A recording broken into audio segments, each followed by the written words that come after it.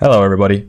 Welcome to Huber's Corner. Today, I'm with Ross, and we are discussing trade deadline, baby. We're gonna go through all the bigger trades. Now, before we start, you last video is like your pretty much unofficial face reveal. Oh yeah. So this is my first face reveal, even though I started this channel like 6 years ago. But yeah, we're going through all the biggest trades from the trade deadline. There was a lot of crazy moves, and we're gonna give them a grade at the end of it. Where are we starting, Ross? So let's start at the obvious one. So we're going to be starting at the Brooklyn and Philly trade. Finally. So, yeah, finally. That's what everyone's saying. So obviously we know that Philly got James Harden.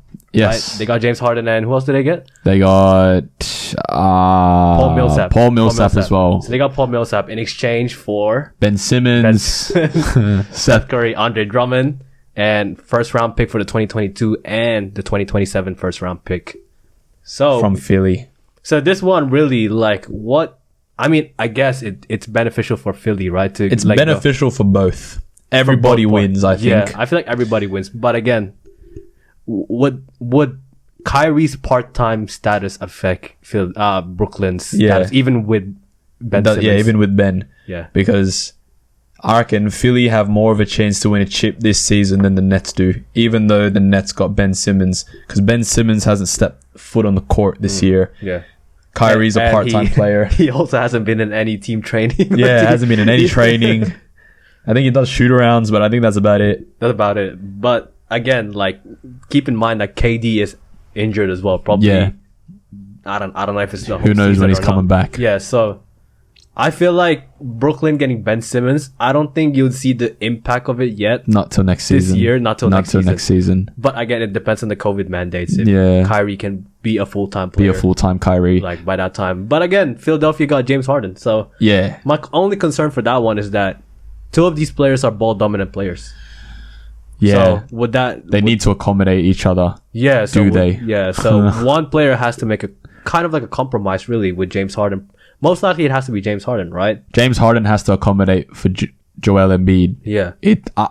I believe it's Embiid's team, and Harden's there to help him. Yeah, but in the same time, Philadelphia also lost some shooters like Seth Curry. Yeah, I think it's shit for Tyrese Maxey because he's gonna get a lesser role now with James Harden there. Yeah, that's facts. They lose Seth.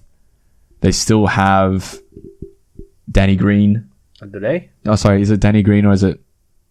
Yeah, they do. Do they still? I thought he would be part of the trade as well. No. He's still there. No, he's still there. Well, if he's not there, then correct us. Yes, he's still there. Yeah. So they do lose shooting, but I think you get an upgrade because Ben Simmons not there anyway. If anything, the Nets hoed themselves this season. I mean, it was already hoed when obviously Kyrie didn't want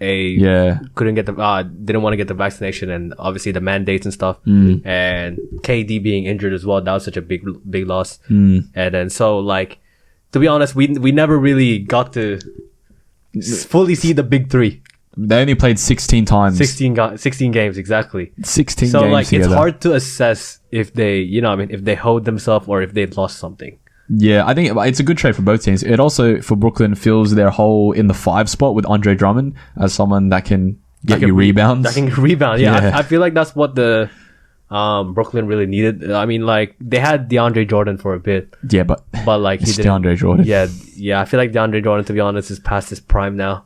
That was all. Yeah, well past. We're well past his prime, and then we had they traded away Jared Allen. That was surprising. That was a home move. That was a home move. That was surprising, and then now they got Nick Claxton, right? Yeah, which is okay. He's an okay player, but he's a young player right now. Yeah. And for Brooklyn to be a win now team, it's crazy how Drummond went from being a bench guy and now he's probably going to be the starting 5. But we don't know yet if he is going to be the starting 5 or the bench player. So that's pretty much what they got, and obviously Brooklyn got extra shooters like Seth Curry. Yeah. So now they got Patty Mills and Seth Curry. I think the main shooters. As Ben Simmons can play in his best role there as a point forward, he's not going to be asked to score. He's not going to be asked to shoot outside as well, probably. Yeah, he's going to be asked to pass the ball and be an elite perimeter defender, which we know he can do. Yeah. So he has the shooting of Kyrie, Seth, KD, of course, Paul Millsap off the bench. They're still not going to win. They're still not going to win. This year, at least. This year. I think they can make Eastern Conference Finals. Is it Brooklyn? Yeah, I reckon. Really? I reckon we could see a Philly Nets To be honest, conference finals if it ever happened. I don't know, man. I mean, it depends if KD comes back. Yeah, if KD comes back and if they can get Ben Simmons back in some capacity, maybe.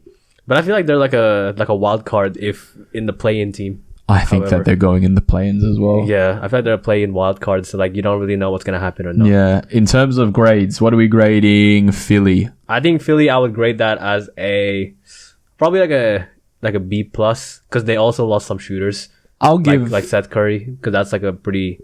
I feel like he was a pretty important role for them. I'll give Philly an A because they capitalize on Joel Embiid's MVP type of year, and they pair him with the guy they wanted in the first place. I guess so. That is true. All right, for the Nets, what are we saying? For the Nets, I mean that's a big upgrade actually. So as of right now, Nets like this current Nets, that's definitely probably like an A. I would say probably B plus actually. B plus. Yeah, I was gonna give the Nets a B. Yeah. For right now, it could turn into something great. Because it depends how Ben Simmons goes, and again how much impact does Andre Drummond actually give a team. I think he'll have a great impact there. Yeah, because he rebounds. I mean, obviously they just need a rebound and probably a defensive center. So let's move on to the next trade. So now this is an interesting one. So let's go to the Spurs and the Celtics. So now the Celtics.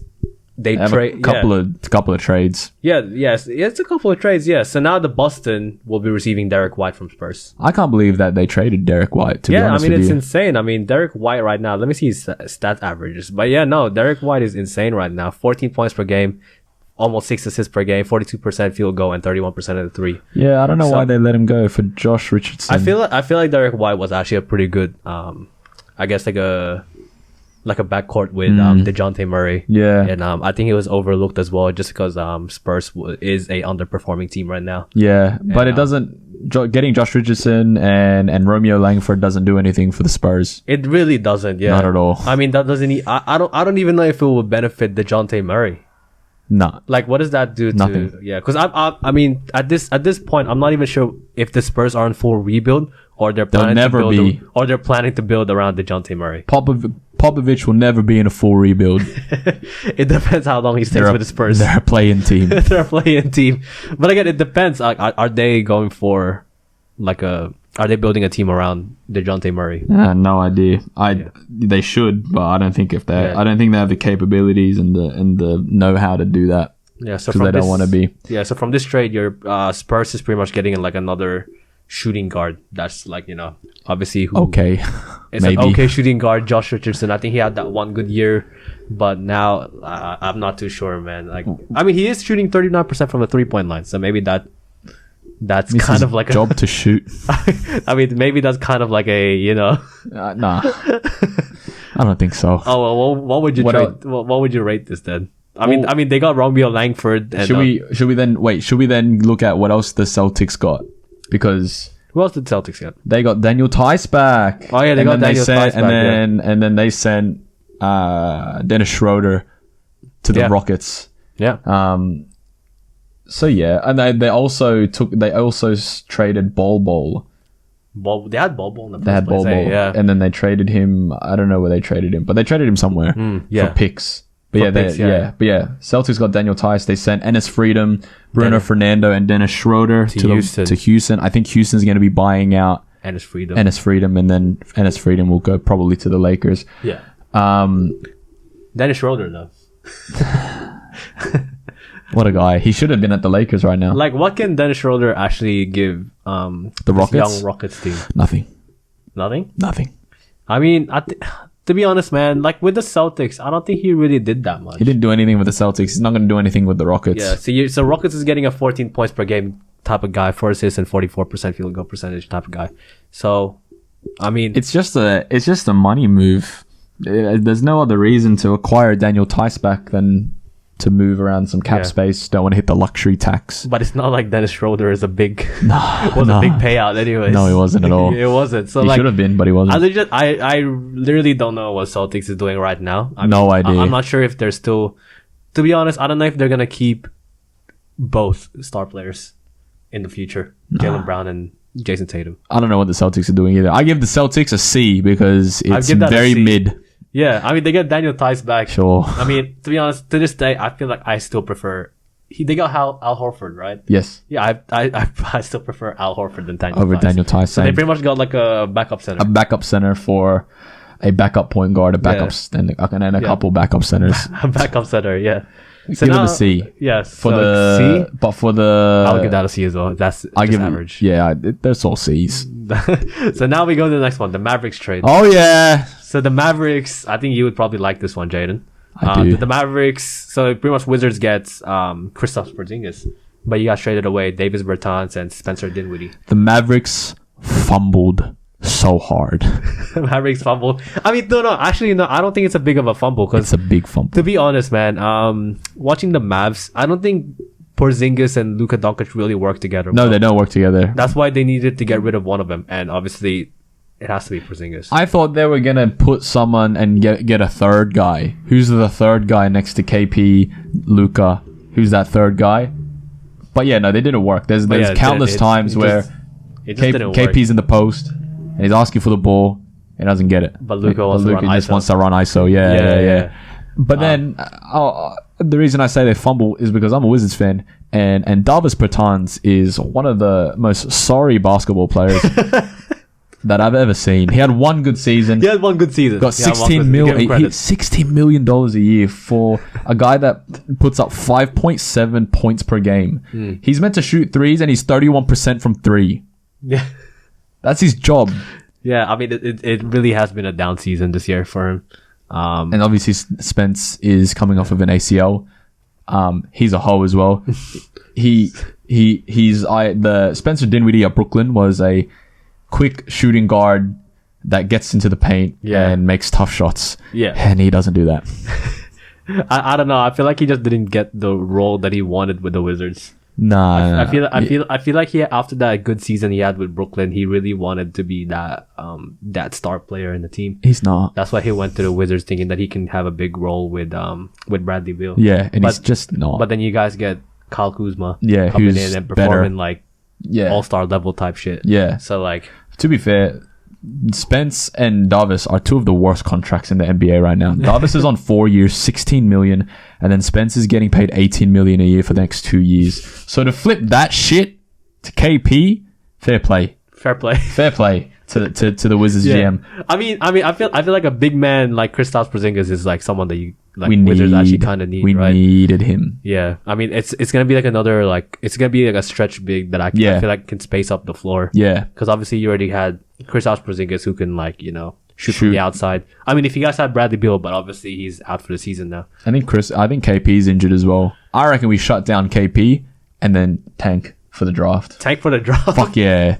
Shut down KP and fucking draft a point guard. We need a fucking point guard. We don't have a point guard anymore. You don't. We have Ish Smith. Oh yeah, we'll talk about that. We'll talk about that later. But yeah, you did get Ish Smith. But yeah, I mean, you got Kristaps Porzingis coming in like a 19 points per game, 7 rebounds type of guy. But obviously, it's been a down season for him in a 3-point line. If we can get him healthy, I would take a somewhat injured Porzingis over Davis Bertans. Let's just say that much. Alright, so what would you rate this trade then? For the Wizards, I give the Wizards an A. An A? But you said you wanted to get rid of Porzingis. No, I didn't say that. I said I would take a Porzingis over Davis. Oh, okay. All right, cool. I give it an A for the Wizards. Yeah. What about you? I'll give it a B plus because obviously we don't know. I mean, obviously it's been a down season for Kristaps Porzingis in the 3-point line. So it's just a B plus for me because it's been a down season. I mean, he's meant to. That's one of his advantages coming in the league, a stretch big. But obviously, if you're shooting 28% in the 3-point line, you're really not a threat out there. So that's why he was forced to post up a lot. Yeah, Dallas. Yeah, but for Dallas, what do you give Dallas? Probably like a B because a B. I mean, probably a B. I mean, we don't know what Spencer Dinwiddie might do. He's gonna do nothing. Fine. Probably like a C. Yeah, I'll give him an F. Like a C. You hold yourself. Like a C, because obviously I don't know. I mean, they're meant to be building a contender around Luka. But and they built a play-in team. Yeah, to be honest, I feel like they got Spencer Dinwiddie to play as a shooting guard just to fill in for Tim Hardaway Jr. Yeah, potentially. Obviously, Tim Hardaway Jr. is out with an ACL as well. Yeah, I'm pretty sure. You sold. So the Mavericks sold. Probably a F. So now let's go to the Suns deal. So the Yes. Suns get Aaron Holiday. Yes, my boy as well. And obviously the Wizards We get cash. trade exception and cash. So what do you rate that trade? I mean, there's really not much. Let's go. There's really not much we can say about this. But the Wizards, they're just trying to free up cap space to put an all-star next to Bradley Beal yeah. in free agency So or a that's sign why- and trade. That's why they did it. That's why they got rid- In terms of the Suns, they get a decent player like Aaron Holiday is great, a great scorer, a great energy guy. He's a decent defender. All the Holiday brothers are decent defenders. They are. So yeah, no, fair enough. You go to a contending team. If he gets a chip, good on him. Good on. So now let's go to my favorite one, which is the Hornets trade. Oh, let's go. So we talked about your favorite team. Now let's talk about my favorite team. So Hornets has pretty much been my team since like Kemba was still there, and ever since then we've always needed a good big man. Yep. I feel like that's always been like what's holding Hornets back from actually Yeah. succeeding, like a good big man. So now we got Mason Plumlee. Right? So obviously Mason Plumlee is not really the big man you would expect from a winning team, Nah. right? Like he might be a good backup center, but Yeah, not maybe. not a starting center. Yeah. So now we got Montrezl Harrell from Yeah, the I Wizards. love Yeah. Trez so much. I He's love such a Trez. good energy guy. He's undersized, but his wingspan just makes him annoying to Yeah. play against. I feel like his type of personality, his type of player he is, I feel like it's really important for the Hornets as well. Because obviously Hornets is a young team who's pretty much gets their energy from obviously the players. Like, you know, you get LaMelo, you get Miles doing highlight plays. So obviously Montrez can probably add it more into that fire. LaMelo Ball lobs to Montrezl Harrell. Yeah, that's gonna be great. It's gonna be a really beneficial because obviously, I also see Montrez as the better defensive center than Mason Plumlee. Even though Montrez might be a bit shorter than Mason Plumlee, but I feel like it's actually beneficial for the NBA nowadays. And obviously, you get a center coming in as well with 72% free throw percentage, and He makes big plays, man. And obviously, Montrez has not got to play down low, so obviously he's gonna get fouled. So obviously, we don't mind him getting fouled, obviously, because he can knock down some shots from the free throw. Not like Mason Plumlee, who you can just hack with a 35% free throw percentage. I said this to you before. Trez is not going to be your starting center. You're going to be stuck with Mason Plumlee for. I mean, we'll see. I mean, it kind of sucks that we did trade away Vernon Carey Jr. Vernon Carey Jr. I feel like is a gifted big man for us, but just didn't get any playing time. But hopefully he does get some playing time for the Wizards because he's a gifted big man. Wizards also get Ish Smith back. Yeah. Ish Smith is my goat. I mean, I was still sad the Hornets didn't get Miles Turner. Let's talk about Miles Turner stayed with the Pacers and you didn't get him. I think that was set in stone. But then, as soon as Sabonis went to the Kings, I told you he's not moving. They had to keep some of them. They have to keep one of them. Yeah, I mean they traded Caris LeVert and Sabonis. I told you that's not going to happen. You're not going to get him. So we didn't get him. But I mean, I'm happy with Trez. I mean, I would grade this like a probably like an A+ for the Hornets. Whoa! No, not an A+, but an A, because it's really like a needed addition. Yeah, for I give it a B+ Hornets. because the Hornets needed a center. Yeah. What center was that going to be? No one really knew. A good young big man. Because our past centers have been like Bismack Biyombo and stuff. So they're like aging, you know. Yeah. So for a young team to get a young center now, like who actually plays good. Good on the Hornets. For the Wizards, I give them a C because it doesn't mean anything. Ish Smith and Vernon Carey Jr. It means nothing. Very much. Fair enough. So now we got the Suns. All right, we're gonna fly through these. So we got Suns getting Torrey Craig back. Torrey Craig was a big part of their finals run. Yep. And they got him back. Suns, that's a win now type of trade. Yeah, they want to win now. Yeah. Good on the Suns. I give it a B+. For the Pacers, sure. They get Jalen Smith and future second round pick. I mean, C, sure. But Pacers right now, I feel like it's in a rebuild. Yeah, mode, yeah. so It doesn't matter. So that's really not whatever much. comes So to the Pacers. Probably like I gave him a C. D, probably a D. I don't know. Who There's cares? really nothing much. And Torrey Craig. I gave it a B. Suns getting Torrey Craig. Yeah, gave it a B. Yeah. So now we've covered the Kings. Oh yeah, the Kings get Marvin Bagley. Yeah. Sorry. Pistons get Marvin Bagley. That's a big move. That's a big move. I like that. Dante DiVincenzo went as well. That's actually a big. That's actually like a big trading thing. Yeah, that is. There's like a 4-team trade. Yeah. If you can bring it up wherever it comes. Let me just bring it up here. Yeah, so there's a 4-team trade between Detroit, Clippers, Milwaukee, and Sacramento. Yeah, so Detroit get Marvin Bagley. From Sacramento, the Clippers obviously. get Semi Ojeleye and Rodney Hood. Yeah, Rodney Hood. Milwaukee receives Serge Ibaka. That's good. That's a good pickup. Trade. That's a good pickup. So now you got pretty much like two strong power forwards or even centers. They needed someone. Yeah, and I'm talking about Bobby Portis as being one of them. And now you got Serge and you Ibaka. don't know what the situation is with Brook. Yeah, You exactly. don't know if he's You going to come back. Yeah. So I feel like that one is actually a good addition, to be honest, good with for the Serge Bucks. Ibaka, yeah. And they also got 2 future second round picks in cash with that one. And then the Kings got Dante DiVincenzo, Josh Jackson, and Trey Lyles. That's good on the Kings. That's good on the Kings, actually. Yeah, good on the Kings. That's Like, good on the Kings. I mean, DiVincenzo, I feel like, is actually a pretty good player. DiVincenzo's a good pickup. When given the opportunity. If you De'Aaron Fox, DiVincenzo, Sabonis, Yeah. it's not bad. They have to make up for losing Buddy Hield. Yeah, I would say Yeah. So, all right. So, we have to rate these 4. So, Detroit receiving I'll Marvin give Bagley. Detroit a B plus. Good on you, Detroit. B plus for Detroit. as well. The Clippers, I give you a C.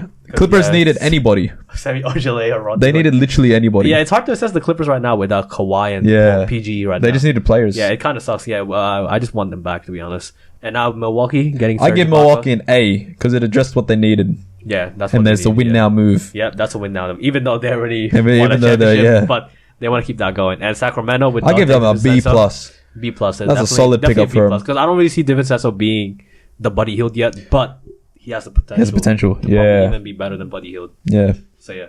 So really, to end this off, we are surprised with Lakers. not making any moves. They didn't do nothing. Yeah, they didn't do anything. So Apparently the Lakers are going to explore the buyout market. yeah. Who do you think they're planning to sign for that? It'll be anybody that has 2 feet. Do you think John Wall? John would be Wall. one of Apparently the Rockets offered John Wall in a first round pick to the Lakers for Russell Westbrook and they declined. If the Rockets buy out John Wall and they can negotiate that, I do see the Lakers picking up John Wall in the Yeah. buyout market. But what does John Wall actually give the Lakers though? Russell Westbrook but injured. Russell Westbrook but injured. He Yeah. plays the same way. Like They do play the same way. Like Quick. they're pretty low Very percentage outside yeah. shooters as well. yeah, So- like John Wall will drive and give you nice finishes and bail out passes to Yeah. whoever to AD. So it's not that big of a thing. So really, it'll be, I don't know. It'll be kind of exciting to see what the Lakers will do because obviously they can't waste LeBron's final years. No, they can't. like this. No, they can't. Because Lakers is a win now team, They think they are. but it is. I mean, like No, the attitude is. is a win now team. Yeah, like yeah, they're not yeah. rebuilding. They're not No. They're not planning to develop any. They're I not feel like developing Austin Reeves. Yeah, they're not developing any players. Yeah. No. So definitely, I'm surprised that they didn't make any trades this one. So am I. Yeah, I'm But surprised they that- also have yeah. no one to give. They have Nobody no wants assets. THD. That's pretty much it. They have Nobody no assets. wants anybody. Yeah, Yeah, nobody wants THT. pretty much. So fuck the Lakers. Yeah. I mean, their only bright spot right now is Malik Monk. Not gonna lie to you guys. Yeah. The only young bright spot in that team is Malik Monk. The Lakers get an F An F because for not doing they're anything. hoes. Definitely, they didn't do anything. But that's trade deadline. That's trade deadlines. So yeah. So when we recorded this, it's pretty much like hours just after the trade deadline. yeah. Yeah. So yeah. So thank you for listening. Thank you. Yeah. If you think otherwise, comment down below. If you think that the Lakers can trade THT and Kendrick Nunn for Chris Paul, let me know in the comments down below. Let me know in the comments down below. Yeah. That's a lot of Lakers fans. Yeah, there's a that lot think of Lakers fans. Yeah. So yep. Click the subscribe button, and we'll see you guys soon. Bye. Know me, I do what I please. Anything with my Jesus peace. The diamond is shining on me. Girl, let me meet you at 3. I'm too busy flexing my jeans. I'm too busy flexing my shit. I'm too busy flexing my wrist. I'm too